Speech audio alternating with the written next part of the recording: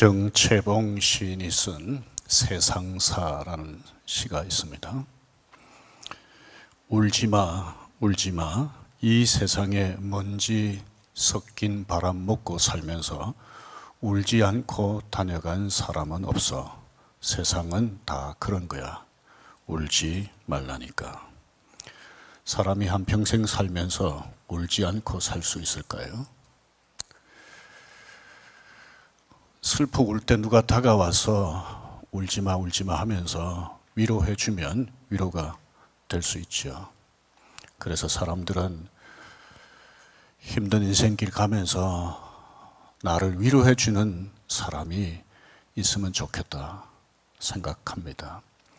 여러분들에게는 힘들고 슬플 때 위로해 주는 사람이 있습니까?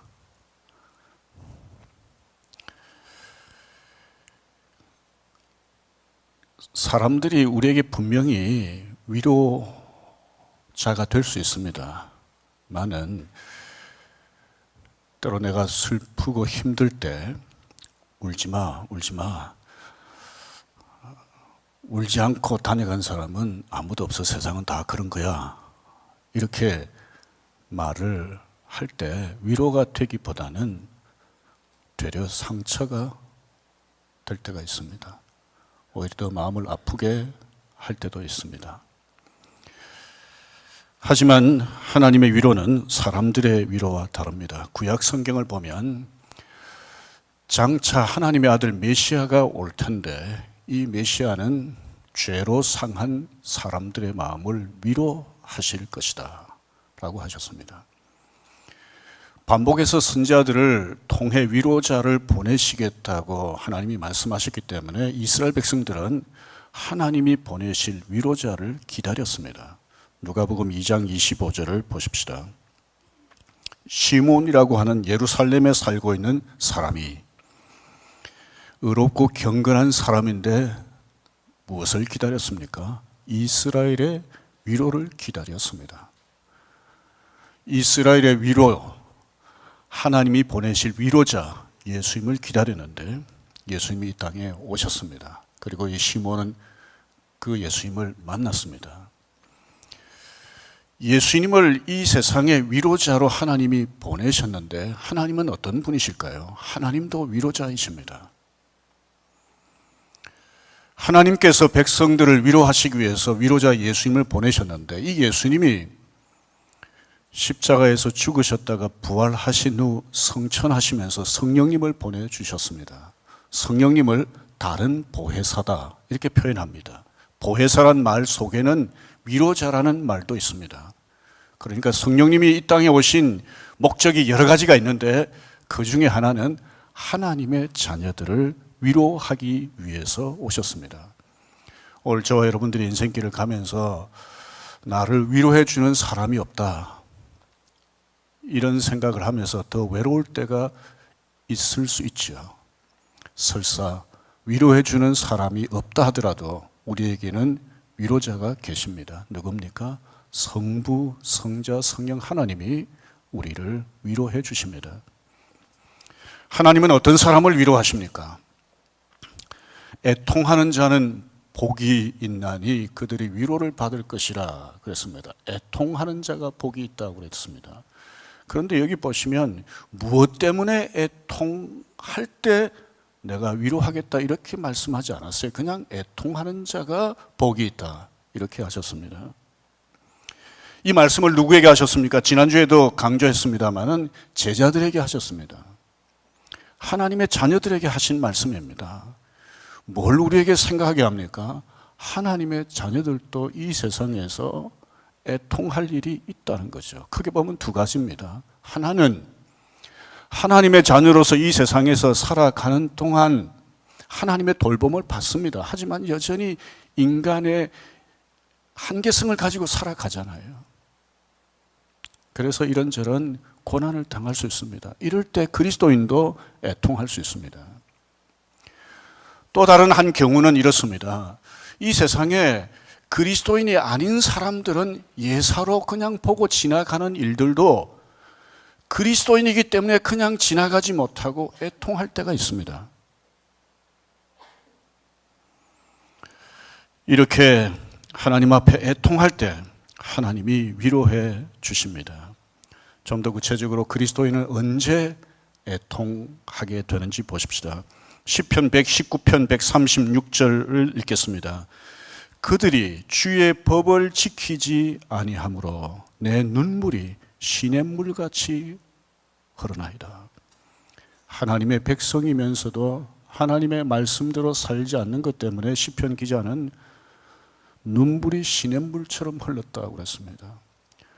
오늘날도 그리스도인들이 하나님의 뜻대로 살지 않고 하나님 백성 아닌 것처럼 사는 모습을 보일 때가 있지 않습니까? 이런 그리스도인들을 보면서 애통할 수 있습니다. 시편 42편 3절을 읽겠습니다. 사람들이 종일 내게 하는 말이 내 하나님이 어디 있느냐 하오니 내 눈물이 주야로 내 음식이 되었도다. 이 시편 기자는 하나님을 조롱하는 사람들 때문에 눈물이 주야로 자신의 음식이 되었다고 했습니다. 오늘날도 하나님을 조롱하는 사람들이 적지 않지 않습니까? 하나님의 교회에 대해서 함부로 말하는 사람들이 우리 주변에 적지 않습니다. 하나님을 모독하는 것이죠. 이런 사람들을 보면서 애통할 수 있습니다. 세상의 부조리와 악과 전쟁과 재난을 보면서 마음 아파할 수 있고, 나라 현실을 생각하면서 애통하고, 조국 교회의 모습을 보면서 하나님 앞에 눈물 흘릴 수 있습니다. 또 그리스도인은 언제 애통합니까? 나 자신 때문에 애통할 수 있습니다. 지난 주간에 매일 성경으로 하나님 말씀을 묵상하신 분들은 보셨을 겁니다. 다윗이 범죄했습니다. 간음죄를 짓고 살인죄를 지었습니다. 이 죄를 덮어보려고 했습니다. 이 죄를 하나님이 나단 선지자를 통해서 지적하셨습니다. 이 지적을 받고 난 뒤에 다윗이 어떻게 했습니까? 하나님 앞에 애통했습니다. 죄를 회개하면서. 그 애통해하는 그 모습이 시편 51편에 묘사되어 있습니다. 얼마나 애통해했는지. 오늘 저와 여러분들도 우리 자신의 죄를 깨닫고 하나님 앞에서 깊이 애통할 수 있습니다. 또 믿음으로 살려다가 고난을 당할 수가 있죠. 이럴 때도 우리가 하나님 앞에서 애통할 수 있습니다. 사랑하는 배우자가 먼저 세상을 떠날 수도 있고, 사랑하는 자녀들이 먼저 세상을 떠날 수도 있고, 사랑하는 가족이 중병에 걸릴 수도 있죠. 이럴 때도 우리는 애통하지 않을 수가 없죠.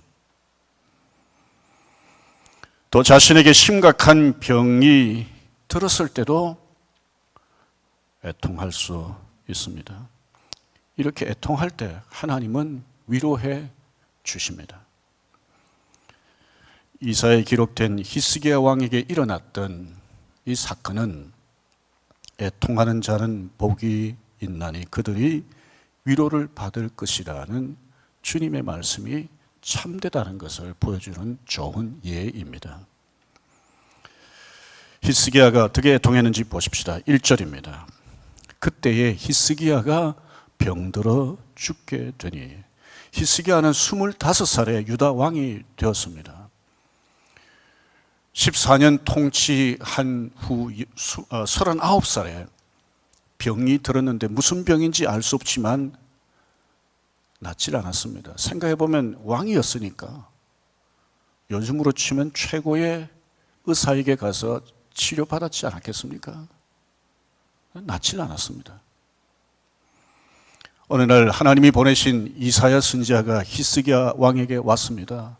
선지자를 보는 순간 히스기야 왕은 이런 기대를 했을지 모릅니다. 하나님이 히스기야 선지자를 통해서 내게 좋은 소식을 주려나 보다 하면서 이런 기대를 했을 거예요. 왕이시여, 더 이상 두려워하지 마세요. 여호와께서 왕의 병을 고쳐주신다고 하셨습니다. 이런 말이 이사야 선지자에게서 나올 줄로 기대했을 겁니다. 그런데 실제로는 어떻게 말했습니까? 1절 끝부분에 보면 너는 내 집에 유언하라. 내가 죽고 살지 못하리라. 사형 선고를 내린 겁니다. 죽을 준비하라는 거죠. 가끔 의사들이 환자나 환자 가족에게 이제 더 이상 치료할 게 없습니다. 죽음을 준비해야 됩니다. 라고 말을 할 때가 있죠. 대개 의사의 말대로 이제 죽음을 맞이하게 되는데, 그런데 항상 의사의 말대로 되지는 않습니다. 의사가 치료를 포기하고 병원이 포기한 사람들 중에 건강을 다시 회복하는 사람들이 있습니다. 전에도 한번 말씀드렸지만 제 집사람 친구입니다. 남편이 목사고요. 근데 집사람 친구가 암으로 서울 삼성병원에 입원했습니다. 치료를 계속했지만 병원에서 그만 포기를 했습니다. 가족들에게 알렸습니다. 의대 다니던 아들도 아버지에게 아빠 이제 엄마 포기합시다 라고 말할 정도로 의학적으로는 도무지 소망이 없는 상태였습니다. 그런데 그 자매님이요, 회복했습니다. 10년 이상이 지났지만 지금 건강하게 살고 있습니다. 그런데 사람 의사가 아니라 하나님이 죽음 준비해라, 가족에게 유언해라 이렇게 말씀하시면 생사를 주장하시는 하나님 앞에서 달리 방법이 없습니다. 살 희망을 가질 수가 없습니다. 히스기야 왕은 39살이었지만 한참 일할 수 있는 나이잖아요. 이런 한참 일할 수 있는 왕에게 더 이상 살 수 없으니 가족에게 유언하라고, 삶을 정리하라고 이렇게 말했습니다. 도대체 히스기야 왕은 무슨 큰 잘못을 했기에 병이 들었고 병에서 낫지 못하는 것일까? 히스기야 왕이 어떤 사람인지를 보여주는 말씀이 오늘 말씀 앞부분에 나와 있습니다. 같은 내용을 기록한 열왕기하 18장 5절 말씀을 제가 읽겠습니다. 히스기야가 이스라엘 하나님 여호와를 의지하였는데 그의 전후 유다 여러 왕 중에 그러한 자가 없었으니. 굉장한 믿음의 사람이었습니다. 이런 굉장한 믿음의 사람이었는데 왜 병이 일찍 들었을까? 왜 하나님은 이런 믿음의 사람의 병을 낫게 해주시지 않을까? 우리가 알 수가 없습니다. 오늘날도 믿음이 좋은 그리스도인들에게 심각한 병이 들 수 있습니다. 아까 제 집사람 친구처럼요. 남편이 목사입니다. 목회를 열심히 했습니다. 그런데 죽을 병이 들었던 거죠. 어떤 분들은 이제 경제적으로 살만한데 말기암이라는 진단을 받는 경우도 있지 않습니까? 이런 일을 당하면 많은 그리스도인들도 이렇게 하나님 앞에 항의합니다. 하나님, 왜 수많은 사람 중에 하필이면 저입니까? 하필이면 왜 저입니까? 사형 선고를 받은 것 같은 히스기야는 하나님 앞에 어떻게 반응했습니까? 누구보다도 믿음으로 살려고 했던 하나님도 믿음의 사람으로 높게 평가하셨는데 왜 이런 일을 당하게 하시는지 모르는 상황 가운데서 하나님 앞에 왜 하필이면 저입니까? 이렇게 항의할 수도 있었던 거죠. 아니면 죽음 앞에서 두려워하면서 절망할 수도 있었습니다. 그런데 히스기야는 실제로는 어떻게 했습니까? 2절을 보십시다. 히스기야가 얼굴을 벽으로 향하고 여호와께 기도하여. 말하자면 이런 겁니다. 이게 벽이잖아요. 다른 것 보지 않고 오직 하나님만 바라보겠다. 죽기 살기로 하나님 앞에 기도한 겁니다. 그 다음에 3절을 보십시다. 여호와여 구하오니 내가 주 앞에서 진실과 전심으로 행하며 주의 목전에서 선하게 행한 일을 기억하옵소서 하고, 그 다음에 같이 읽겠습니다. 히스기야가 심히 통곡하니, 벽을 향해서 죽기 살기로 기도하면서 심히 통곡했습니다. 하나님, 제가 하나님 앞에서 믿음으로 살려고 애써왔던 것 하나님 아시지 않습니까? 하나님, 나를 좀 불쌍히 여겨 주십시오. 그렇게 기도하면서 심히 통곡했습니다. 벽을 바라보며 통곡한 히스기야, 눈물로 기도한 히스기야를 하나님이 어떻게 하셨습니까? 이사야 선지자를 다시 보내셨습니다. 그 전한 말씀이 5절입니다. 한번 보십시다. 내가 내 기도를 들었고, 같이 읽겠습니다. 내 눈물을 보았노라. 내가 내 소원에 15년을 더하고. 하나님의 뜻은 아주 분명했습니다. 하나님이 뭐 일부러 한번 히스기야를 테스트하신 것도 아닙니다. 정리해라, 유언해라, 죽는다, 이게 하나님의 분명한 뜻이었습니다. 죽음을 히스기야는 피할 수가 없었습니다. 그런데 하나님께서 병에서 낫게 해주시고 15년을 더 살게 해주셨습니다. 히스기야의 눈물을 보셨기 때문입니다. 하나님의 뜻을 바꾸셨습니다. 그의 애통하는 것을 남다르게 보셨기 때문입니다. 8절을 보십시오. 이에 해시계에 나아갔던 해의 그림자가 10도를 물러가니라 했습니다. 태양이 동에서 서로 이렇게 가잖아요. 그런데 이 말은 태양이 서로 가다가 다시 거꾸로 동으로 뒤로 물러섰다는 겁니다. 이건 상식으로는 이해가 되지 않는 일입니다. 그런데 하나님이 꼭 이렇게까지 하실 필요가 있었을까? 자연 어떻게 보면 뭐 법칙이죠. 이걸 거슬러 가면서까지 히스기야의 그 통곡하면서 기도하는 것, 히스기야의 그 눈물의 기도를 하나님이 얼마나 귀하게 보셨기에 이렇게까지 하시는가? 히스기야로 하여금 조금도 병에서 나을 뿐만 아니라 15년 더 살게 하게 하시다는 하나님의 말씀을 의심하지 않도록 하기 위해서 이런 기적을 사실은 하나님이 보여주신 겁니다. 이때 히스기야가 어떻게 했을까요? 또 울었을 것 같아요. 이때 울음은 처음에 울음하고 다른 것 아니겠습니까? 너무 감사하고 감격해서 울었을 것 같아요. 이보다 더 큰 위로가 어디 있습니까? 실로 애통하는 자는 복이 있습니다. 하나님이 위로해 주시기 때문입니다. 하나님이 위로하시는 방법은 사람들의 위로 방법과 다릅니다. 세 가지를 좀 생각해 보려고 그러는데, 첫째는 히스기야의 병을 낫게 하시고 15년 동안 생명을 연장시켜 주셨던 것처럼 우리의 문제, 우리를 두렵게 하고 고통스럽게 하는 문제를 해결해 주심으로 우리를 위로하실 수 있습니다. 하나님만이 하실 수 있는 거죠.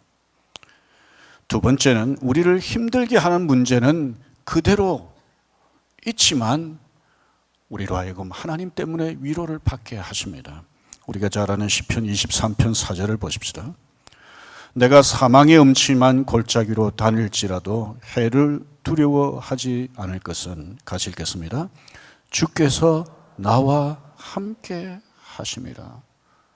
사망의 음침한 골짜기를 지나가던 다윗에게 갑자기 그 골짜기가 사라진 게 아닙니다. 그 골짜기를 여전히 지나가야 돼요. 하지만 다윗이 이전에 보지 못한 걸 보았습니다. 함께 하시는 주님입니다. 23편 4절 요 뒤에 따라 나오는 표현을 여러분들 아실 겁니다. 주의 지팡이와 막대기가 나를 안위하시나이다. 이어서 5절에는 이렇게 되어 있습니다. 주께서 내 원수의 목전에서 내게 상을 베푸시니, 그 다음에 뭐죠? 내 잔이 넘치나이다. 내 잔이 넘치나이다. 환경은 변하지 않았습니다. 상황은 변하지 않았습니다. 하지만은 하나님이 함께 하시는 것을 경험하면서 세상이 줄 수 없는 위로를 누리게 된 것입니다. 오늘도 하나님이 이런 방식으로 우리를 위로해 주실 수 있습니다. 세 번째는 하나님은 이 세상에서만 위로해 주시는 분이 아닙니다. 요한계시록 21장 4절입니다. 장례식 때 자주 읽는 말씀 중 한 곳인데요. 모든 눈물을 그 눈에서 닦아주시니 다시는 사망이 없고 애통하는 것이나 곡하는 것이나 아픈 것이 다시 있지 아니하리니 처음 것들이 다 지나갔음이러라. 하나님의 자녀는 이 땅에서 고통을 당하다가 죽으면 하나님의 품에 안깁니다. 이 땅에서 여러 한계성을 가지고 살다가 생명이 끝나면 영원하신 하나님 품에 안기게 되는데 더 이상 고통당하지 않습니다. 이 땅에서 당하던 고통과 같은 고통이 그곳에는 없습니다. 그리고 이 땅에서 고통당하면서 이럴 때가 있잖아요. 하나님 왜 이렇게 하시는가? 하나님께 질문하고 싶었던 것들이 있지 않습니까? 하나님 나라에 가서 하나님께 질문할 수 있겠죠. 그러면 하나님이 답해 주시지 않겠습니까? 제 생각에는 이 땅에서 가졌던 질문들도 하나님 앞에 가면 질문하지 않아도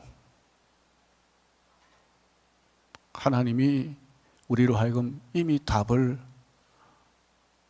가질 수 있도록 하시지 않을까, 그런 생각을 합니다. 세상에서 누릴 수 없는 참된 평안을 하나님의 자녀들은 하나님의 나라에서 누립니다. 저와 여러분도 하나님의 자녀로 하나님의 돌봄을 받고 살지만 이 세상에서 사는 동안 여전히 인간의 여러 한계를 경험하면서 살잖아요. 그래서 고통할 때가 있습니다. 고통할 때 하나님께서 우리에게 어떻게 하시겠습니까?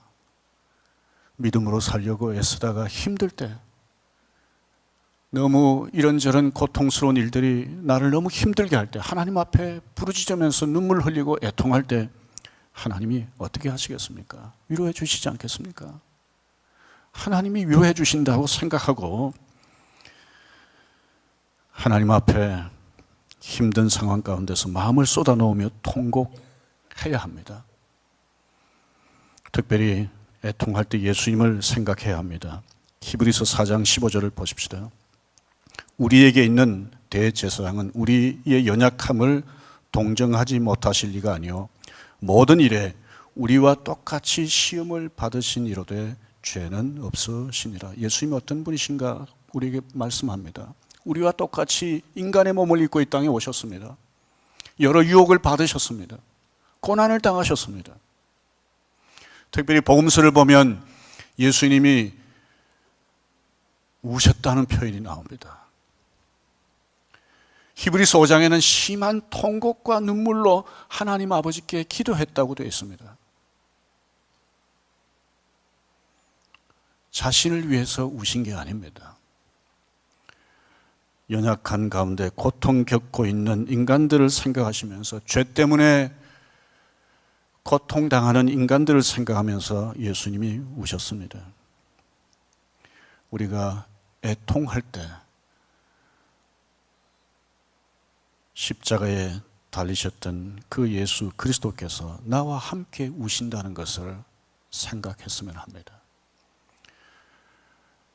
가끔 말씀 드렸습니다. 월트 스토프라고 하는 유명한 신학자가 있습니다.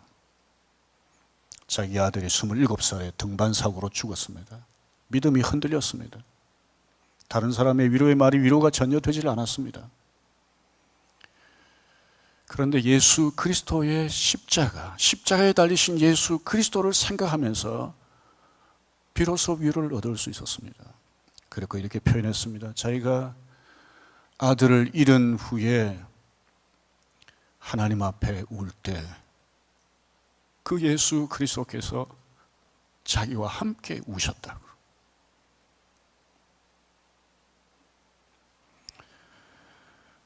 통곡의 벤치에 예수님께서 함께 앉으셔서 나와 함께 우셨다고요. 예수님은 우는 나와 함께 우실 뿐만 아니라 우리의 눈에서 눈물을 닦아 주십니다. 우리 교회 어떤 아버지는 자녀들이 밤늦게 때로는 자정 넘어서 들어오더라도 잠을 자지 않고 거실에서 기다린다고 그랬습니다. 자녀들이 아주 늦은 시간에 들어올 것 같으면 아버지에게 미리 전화를 해서 늦게 들어가니까 기다리지 말고 주무세요. 그렇게 해도 새벽 1시가 됐든 2시가 됐든 거실에 앉아서 자녀들을 기다린다고 그랬습니다. 왜 이렇게 합니까? 자녀를 사랑하기 때문이죠. 한번 생각해 보세요. 언제 들어가더라도 자녀들이 들어올 때까지 거실에서 기다리고 있는 아버지를 보는 자녀들이 엉뚱한 길로 갈 수 있겠습니까? 유혹을 받더라도 그 유혹의 길로 갈 수 있겠습니까? 그 이야기를 들으면서 참 대단한 아버지라고 생각했습니다. 자녀를 사랑하지만 보통 아버지들이 이렇게 하기가 힘듭니다. 저도 이렇게 못했습니다. 저도 자녀를 사랑하니까 잘 길러봐야 되겠다는 생각 때문에 어릴 때부터 바른 말, 거룩한 말을 많이 했습니다. 아마 자녀들은 잔소리 한다고 생각했겠지만 제 딴에는 바른 말, 거룩한 말 많이 했습니다. 그리고 잘못하면 매를 댔습니다.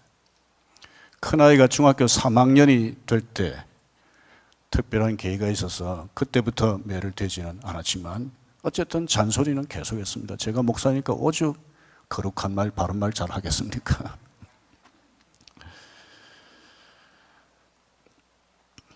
반면에 제 아내는 아이들이 잘못할 때 한 번도 큰 소리를 친 적이 없습니다.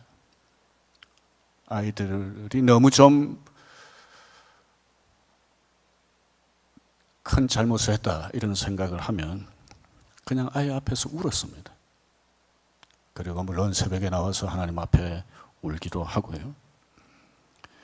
제가 돌아보면 아이들이 이 정도까지 성장하게 된 것은 저희의 바른 말, 거룩한 말, 매 때문이라기보다는 어쩌면 아내의 눈물 때문이 아닐까. 아이들이 엄마의 눈물을 보고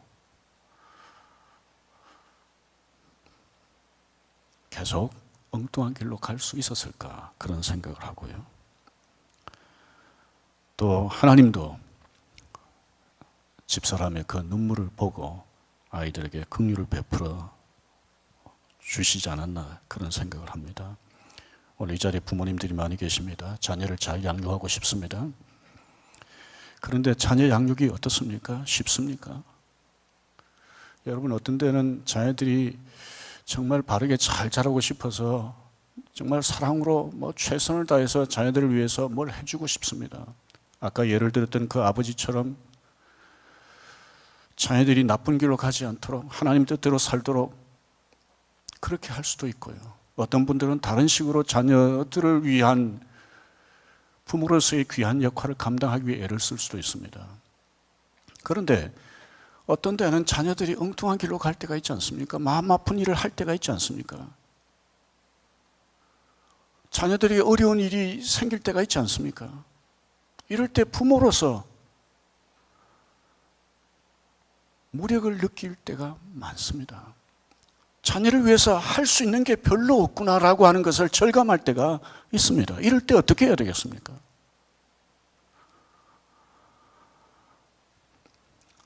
하나님 앞에 자녀를 두고 애통해야 합니다. 하나님이 자녀들에게 긍휼을 베풀어 주시기를 바라면서 눈물로 기도할 때 하나님께서 부모가 자녀에게 해줄 수 없는 일을 대신 해 주십니다.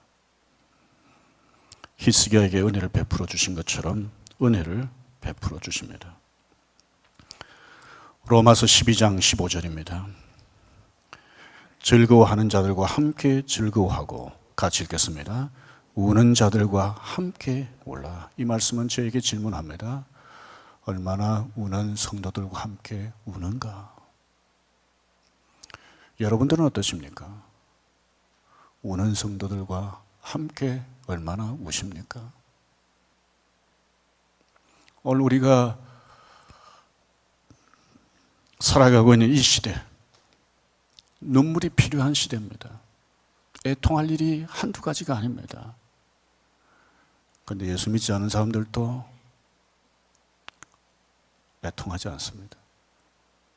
그리스도인들도 잘 애통하지 않습니다. 날선 마음으로 말로 비판하고 분노하기는 해도 잘 울질 않습니다.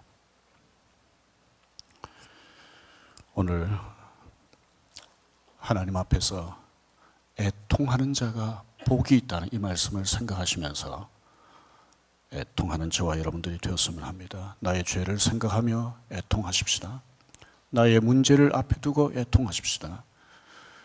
자녀의 문제를 두고 애통하고, 부모를 생각하며 애통하고, 배우자를 생각하며 애통하고, 애통하십시다.